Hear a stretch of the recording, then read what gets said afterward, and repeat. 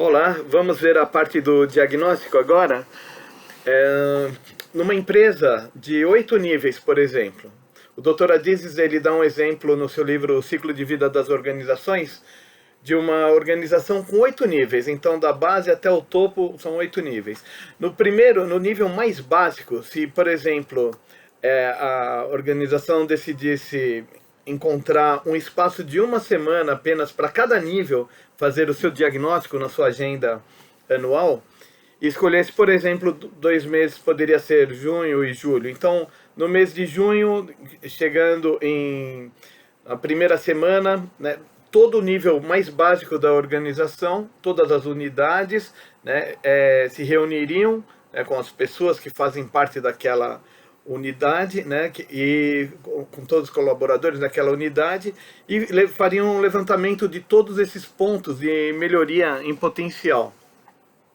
Aqueles que a própria unidade tivesse autoridade, poder e influência para conseguir, né, tá tratando, né, e tá buscando encontrar solução, implementando, então, ótimo. O próprio grupo já define, né, uma estratégia, né, de definir os pontos mais prioritários em conjuntos. Tudo isso é chamado de o longo caminho curto.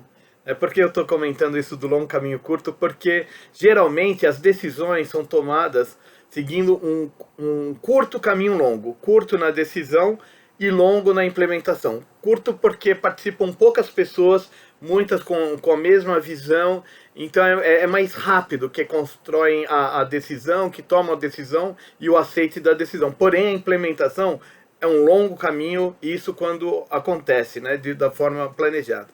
O que o Dr. Adizes propõe na sua metodologia é o inverso, é um longo caminho curto, mais longo na decisão, com pessoas e estilos diferentes participando, reunindo todos eles para se obter, né, uma qualidade melhor na tomada de decisão, e que uma vez implementada realmente seja funcional, seja eficaz. Então, uma vez que participam todos, a implementação também já passa a ser mais certa, porque as pessoas que depois elas mesmas vão estar implementando, elas participaram na tomada da decisão, entenderam os pontos de vista de cada um e juntas chegaram nas soluções. De toda forma, existem aqueles pontos que aquele nível não tem como estar resolvendo. Então, na semana seguinte, seria o diagnóstico do segundo nível, de baixo para cima da organização, onde reuniria esses representantes de cada unidade e juntos, né, verificariam todos os pontos de melhoria em potencial daquele segundo nível, né, e ainda trazendo pontos que vieram do primeiro nível que não conseguiram não tem autoridade, poder e influência para resolver naquele nível, no primeiro nível. Esse segundo nível também vai encontrar pontos que não têm autoridade, poder e influência para estar resolvendo, então vão passar na outra semana para o terceiro nível, de baixo para cima.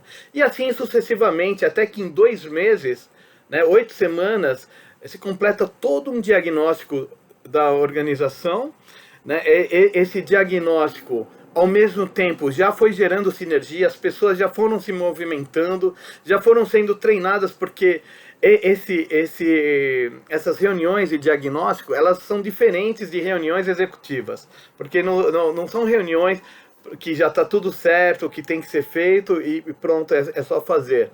Não, essas reuniões, elas fazem com que as pessoas vão desenvolvendo, inclusive, habilidades. Eu vou dar um exemplo que o Dr. Adizes fala dos estilos. Né? As pessoas, muitas vezes, umas tendem mais para ser mais produtoras, outras mais organizadoras, né? Outras mais inovadoras, outras mais integradoras.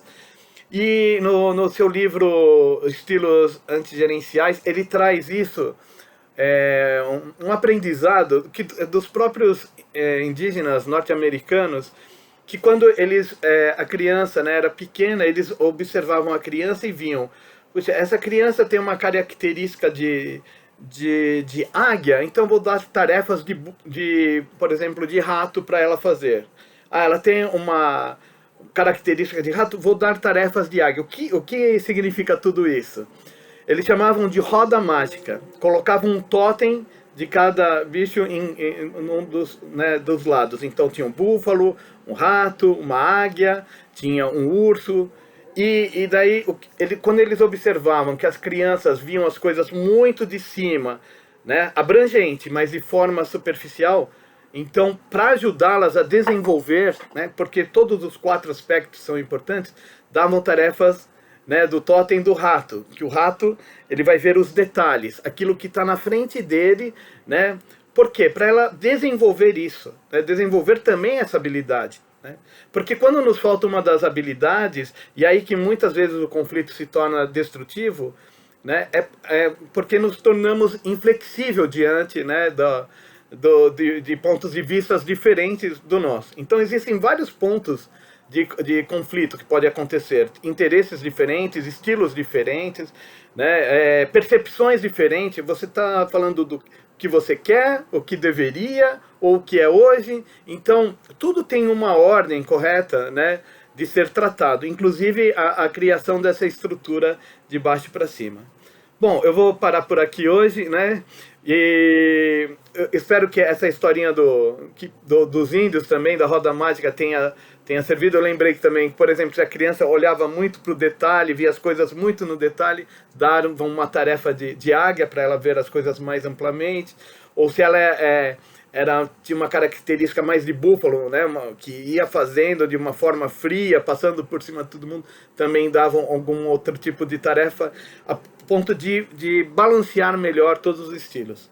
Então, espero que tenha contribuído mais um pouco nessa parte do diagnóstico. Porque a partir do diagnóstico, aí são revistas a missão anualmente, a estrutura, porque se a missão está, como eu comentei em outro vídeo, em analisar cenários, mudanças que podem estar ocorrendo, né, prever esses cenários, se estruturar para isso. De qualquer forma, a estrutura é uma coisa que sempre vai sendo revisto, né, de acordo com esses diagnósticos. Né? Então, é uma mudança contínua. Até breve, um grande abraço a todos.